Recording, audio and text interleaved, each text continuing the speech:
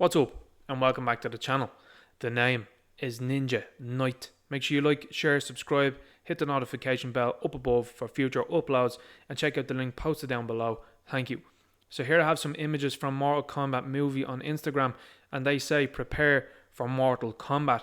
Take a look at the first look images for Mortal Kombat movie in theatres and streaming exclusively on HBO MAX on April 16th. Looks absolutely fantastic. The images here now, I'm absolutely hyped for them. This is a movie that I've been looking forward to for some time due to the martial artists that are going to be used in this movie and due to these characters being characters that I really like. Now we have Joe Taslim here, I hope I'm pronouncing his name correctly, comes with a correct response to this. This guy has played it very well. He's played it very cool insofar as sending this message. Very good idea. Now, why am I highlighting this? Well, I'm going to highlight this because of what happens later on in this post. So as we can see here, he's playing the character of Sub-Zero. And this looks absolutely wonderful. I love the detail that they have on the ice. We can't quite see the mask in its full glory. So I'm curious to see what it will look like underneath. It looks like his hands are in an open splayed position in terms of there's no gloves on them or anything like that. So it's really interesting to see what way they'll go with this going forward. This looks like this is the first Sub-Zero, so this is going to be not the subsequent brother, the younger brother that we will see possibly later on as these movies progress, depending on what way the story seems to go. So as you can see here now, he's wearing his mask, looks really cool. He has his blue eyes as well for his cryomancing ability, and I'm very much so looking forward to this. I love the ice that's on his hands as well too. It's a lovely bit of detail here. Next characters that we're seeing here now is Liu Lin here as Liu Kang, and I have to say he looks absolutely fantastic as Liu Kang. This is a guy that was the Black Power Ranger in the recent Power Rangers movie. Did a phenomenal job at that and looks absolutely phenomenal here as Liu Kang. It's a very difficult role to step into when you know that the fantastic Robin Shou was absolutely wonderful, iconic in that role as well. We also have Kung Lao here, and the actor that's playing him, I can't quite remember his name at this moment in time, but I have to say between both of them, particularly as well with Kung Lao, the accuracy in which they're being shown with how they look in the games and it's been replicated on film is very impressive. I also love the flame effects that are coming from Liu Kang's hands, and I think overall that these have been absolutely nailed so far. The next picture that we're going to see here now is Makad, and this is a guy that's going to play into what I'm talking about.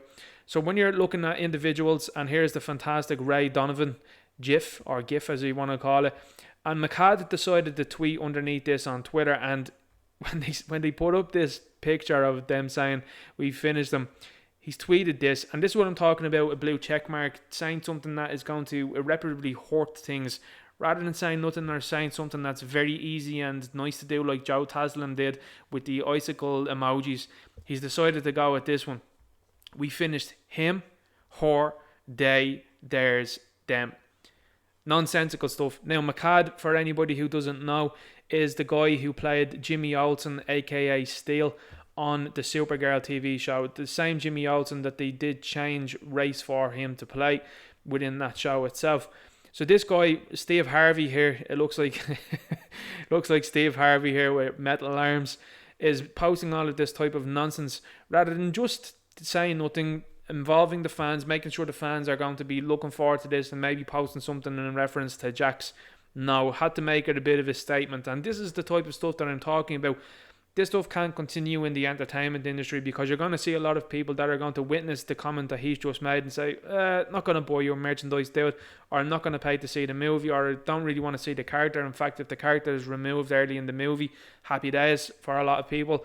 And that's the way it goes. I mean, this is a character, by the way, Jax is very popular among the Mortal Kombat fandom. Now, recently within the games, they did have very big problems with the way NetherRealm Studios wanted to talk about him and his, I suppose, story arc, and this is something that NetherRealm really need to be kept a close eye on, because a lot of people did feel that Mortal Kombat 11 did go woke, and there was an awful lot of aspects of that people did not like whatsoever, and you're starting to see certain aspects of it creep up here, particularly with the casting of this guy. I mean, you could have gotten a litany of individuals that could have played Jax. I mean, what about Ghost from Power? He would have been absolutely phenomenal as Jax, in my opinion. So they went with a Steve Harvey lookalike here to play Jax. A bit disappointing. The comment from him is ridiculous and stupid, but we shall press on from that one. Here we have Kano, and I have to say, Kano looks absolutely fantastic. So as we can see here, he has scarring over his right eye, and in here then he has a red pupil, and it looks absolutely fantastic. So we are looking like we're going to see the laser beam being used by Kano. Looks absolutely wonderful. Hope he gets plenty of screen time within this movie, and I do hope that he's a character that's going to be a nuisance, I suppose, throughout this series if this series is successful. He's an excellent character. This for me though was absolutely wonderful. As we can see here, we have Joe Taslim here, who was Sub-Zero, as we seen earlier on, and he is taking out Hanzo. So this is Scorpion. So this is the character that's going to be playing Scorpion, or this is the actor, I should say, that's going to play Scorpion. A very accomplished actor, and I'm very much so looking forward to seeing what he does with the role, because this guy is an absolutely wonderful actor, and he has been in the likes of Endgame and various other movies as well too. Very prolific individual, so I'm very much so looking forward to what he does. This guy here, Joe Taslim, now has been in a numerous amount of things and is a very, very good martial artist. So I'm absolutely hyped to see what he does as Sub-Zero. And again, I think it's another character that I would like to see last beyond this first movie, because this is a character I think that has plenty of story. And between him and Scorpion, there's going to be a very big rivalry that I think you can play out for a very long time before you decide to recast, or maybe cast in his younger brother later on, as everyone knows what happens to Sub-Zero, particularly the first one. But to me, if you have a star like Joe Taslim here, and he's interested in this, and he's been talking about this, he's been hyping this up, he hasn't been saying anything ridiculous, and he looks like this, and he can fight, keep these guys. These guys will be absolutely brilliant, I think, in this movie. These are going to be the standout stars, I think, of this movie. Next up here, we have Cole. So this is an actor here that has played one of the characters in Deadpool 2. He was Shatterstar, and his name is Lewis Tan. So Lewis here is going to play a character called Cole. Now apparently, according to his synopsis and description, he has some sort of birthmark that makes him very important. Is it going to be the dragon from the Mortal Kombat symbol? It's very possible. But it looks like he's a UFC fighter and he's going to join the tournament. So it's pretty interesting to see why they've decided to create an all-new character for this. Now to me, I'm all for this if they have new characters, because it's something that the Mortal Kombat history has lived upon, insofar as they've grown their roster out very far and very wide to very different individuals. And I'm looking forward to seeing what Lewis Tan does with this role, and I'm looking forward to seeing what kind of character it is and how it's going to play into the Mortal Kombat lore and into the story itself. He looks absolutely pumped, and I mean, it must have been some, I suppose, training on set. When you look at some of the guys that are involved in this, they look like they have pushed it to the limit, and I have to say it looks absolutely brilliant, and I'm delighted to see that, because this is a movie that's going to have to be full of testosterone. It's going to have to be bringing people in. So as we can see here, we have Sonya Blade, really reminiscent of the original Sonya Blade from the original movie. Even the way she has the vest and the way she's dressed, I think it's really, really cool. Looks to be Kano that's on the ground here that she's having a bit of a beatdown on, which is no surprise given the history that these two characters have. And a lot of this filming did take place in Australia, so as we can see here, it looks like the outback that we're in right here. And as you can see, then they have very much so scorched earth. So interesting to see what realms, or if there's going to be many realms that are going to play a part in this movie, or is it just going to be all set on Earth realm. Very interesting to see going forward. Always excited to see Sonya Blade. Delighted to see that they've gotten an actress to play the role rather than the long rumoured Ronda Rousey. I think that possibly would have been a bad idea. I just hope when you see her fight that she is very credible, because as you can see, this is quite a big individual, and when you have someone that is a lot smaller, it's more of a disbelief and a suspension of belief when you have individuals like this fighting. Now I know this is coming from a guy that's watching a movie where a guy can use freezing powers and another guy then has, I suppose, Spectre powers, but I mean, you know what I'm saying, in terms of when they're putting these guys on screen, you have to be sort of applying physics to the way they fight and the way the punch lands and the kick lands as well. Very important that they get the fight choreography right in this movie, and I think that that's something that I'm going to be very, very, I suppose, pinpointing going forward on this one, because you have fantastic actors and martial artists like Joe Taslim involved in this, and Liu Lin and Lewis Tan. It's stepping up that game again. I mean, we had fantastic actors and martial artists in the first two movies. It's evolved since then. So I want to see really good fight choreography in this movie itself. Here we have another closer image here of Lewis Tan. So again, this is the guy who played Shatterstar in the Deadpool 2 movie. He did a good job. For me, I think he was very much so underused in that movie, and I would have loved to see more of him. He had a very strong arrogance about him. I really like that, and I hope that he brings it to this role, because I think this might be a career-defining breakout role for him. Like the way that the spectacle's going on here with the cage. I like the cage fighting aspect. It's bringing the modern world into it in terms of the UFC. The UFC has absolutely exploded onto the scene. So taking another level up into Mortal Kombat, it's a good character progression and a good character arc, and I'm looking forward to seeing what they do with this guy. This is a guy that I think might become a fast favourite of an awful lot of people. I hope so anyway. I hope that they don't throw it away. And then, as you can see then, the last image here is Liu Kang flaming up those hands, and then you have Kung Lao is ready to use his hat. Now the brim of his hat is obviously very sharp, and we all know what he does as a Mortal Kombat fan. I'm curious though, we didn't see any images of Raiden. Raiden is a character that I was looking forward to seeing and seeing what kind of look they would go with him. We do remember the original Raiden, which was Christopher Lambert, who did a wonderful job and has said recently, as of a couple of years ago, that if they ever did another Mortal Kombat movie and asked him to do it, particularly as Raiden, he would have absolutely no qualms and he would do it. It's kind of disappointing that they didn't use him, because he does now even more so look like Raiden, the fact that he looks a lot older, and I think he still would have pulled off the role very well, and it would have been a nice wink, I suppose, to the original fans. But they've cast someone new in it. They've cast a Japanese actor, and I'm looking very much so forward to seeing what they do with Raiden in this movie, because I suppose this is going to be a new interpretation. I don't think this is going to be quite like a Raiden that we've seen before.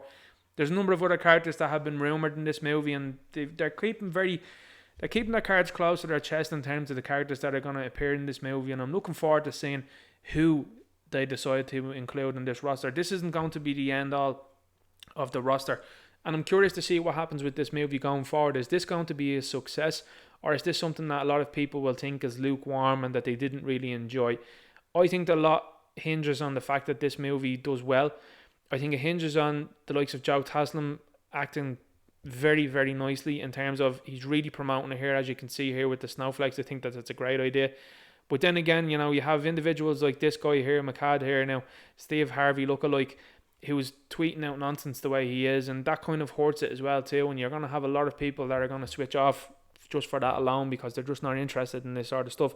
And then also what happens when you tweet stuff like that, you start to question yourself and say, are they going to try and do this stuff now in this movie? Are they going to start messing?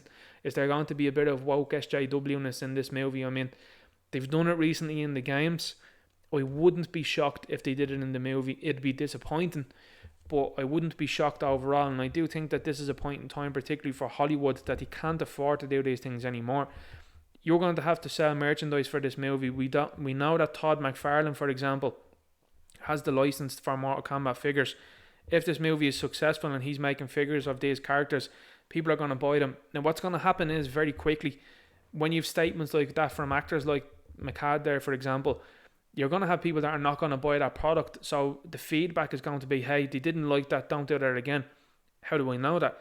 Well, they've done that recently with the Birds of Prey Harley Quinn that they announced. That was supposed to be in a couple of waves ago. I think maybe even the second wave. They announced the Birds of Prey Harley Quinn. Movie didn't do well. They canned that figure indefinitely. That was it. So McFarlane's not taking any chances on characters that aren't liked. He's not taking chances on versions of things that aren't liked. He is pumping out stuff that is very interesting to numerous people. That's why you're saying the Mortal Kombat line itself is going quite well from the Mortal Kombat 11. And this is something I think that you're going to see with this movie. I think that it's going to be very, very clear very quickly who has been popular and who's not. You're always going to say that Sub-Zero and Scorpion are going to be the most popular. I don't think there's no way around that. They're the two most recognizable characters from this movie, from this game. And I think outside of that, then you have Raiden, you have Liu Kang, and then you might be able to stretch it then to say Kung Lao. It doesn't look like that we have Johnny Cage running this movie either, which is kind of unusual in itself. I think that's quite strange. But again, like I said, that might be a bit of the SJW coming into it, because Johnny Cage is a character that a lot of people wouldn't want to see in a movie now at the moment. There was a big fan want for Ryan Reynolds at the time. He probably would have been a good Johnny Cage. There's a lot of other actors out there though that I think would have done a fantastic job, and I personally think that Ryan Reynolds might have been a bit overused by now. But overall, I think that this looks good. I'm looking forward to seeing what happens with it. I'm hoping that this doesn't let me down, and I think that that is something that an awful lot of fans are going to share. And a lot of fans were disappointed with what went on with Mortal Kombat 11. The end of that game seemed to, spoiler by the way, reverse everything that was done. So that's a good thing. Whereas if the company knew at the time, by the way, NetherRealm Studios did know by the images that they were releasing and leaking, people hated some of it. They really didn't like it. They didn't like the likes of Cassie Cage. They didn't like the likes of Jackie Briggs. They didn't like the likes of some of the other things that were going on in the game. And essentially then at the end of the game, NetherRealm said, okay, right, everything that happened before doesn't matter now anymore. We're restarting the timeline. So maybe that was a bit of self-awareness and understanding where they were coming from in terms of understanding and reading the room, really. So I certainly hope that they've learned a lesson for this movie. The movie has been in production for a very long time, so the chances of having SJW nonsense in it is fairly high, I would say. I'm hoping it doesn't. This is a movie, by the way, that I think probably should have solely focused on Scorpion and Sub-Zero. I think including other characters, particularly away from these two characters, and especially with the two actors that you have playing Sub-Zero and Scorpion, I think that might have been a bad move. I think I would have, if I was them, and this is only given my own thought, if I was them, I would have focused the whole story around Sub-Zero and Scorpion. And what I would have done is I probably would have introduced the likes of Shang Tsung, Quan Chi, and maybe Raiden. And then that would have been it. That would have been the top roster within the movie. And then you have everyone else in between. Then you have maybe love interest. You maybe have other individuals that might come in and are dispatched of with kind of no real name or background, and really bring a credible threat to both Sub-Zero and Scorpion. You kind of have maybe even I suppose, the Raid vibe to it, because these guys have all been involved with that. And I think that would have been a good idea. Instead, if they reverted back to type and saying, okay, we'll splurge out on a lot of characters. People do want to see Sub-Zero and Scorpion. They're in this movie. Come see our movie. I'm looking forward to seeing what they do with this, and I'm very much so interested to see what kind of trailer we get, because I think the trailer's going to set the tone for what's going to happen in this movie. I'm seeing an awful lot of people that are really happy by these images, and believe you me, I'm very happy by these images. And I think for me, as a Mortal Kombat fan, this is something that we didn't think was going to happen ever again. After Annihilation was such a bad movie, and also financially very bad, I think a lot of people thought that the chances of a Mortal Kombat movie happening again was very low, and it did look very low for a very long time, until it was picked up by people that seemingly had a very big interest in it. They've put the detail into this one. I'm just hoping the story, I'm just hoping some of the little kind of identity politics and all that sort of nonsense doesn't start creeping in. Makad is creeping in there. It doesn't need to do that. Just let the work speak for itself and say nothing. You are an adult pretender. You are there to do a job, and you are there to portray a character that people love. And this is the thing that I'm going to say. Jax is a character that is beloved by fans. He's one of those standout characters, and what you don't need right now is an individual coming out and doing what he's doing there. It sends a bad message, and then again, it gets a lot of people then whipped up and excited that think that there's going to be certain things that happen in this movie, and when it doesn't, or if it does, you're going to have polar opposites. People that the likes of people that Makad is trying to bring in aren't people that buy the merchandise for this game and movie. They're not the people that buy the merchandise from these series. They don't. There's just it's undisputable. They just do not. So when you're trying to invite people in that have no interest in this anyway, and then you're going to try and destroy a property, it seems like a very strange thing to do. I mean, the money's not going to come from there. It's just not. And it's been proven in the past. So what I would say is, I hope the movie going forward is going to be excellent. I hope that there's no wokeness, no SJW-ness. And I hope that this movie then continues on. I would love to see Joe Taslim and Scorpion and Sub-Zero right back again. I think that would be fantastic to see. Anyway, I'm going to leave the video there. Make sure you like, share, subscribe, hit the notification bell. Check out my link down below, and I'll talk to you later. Good luck.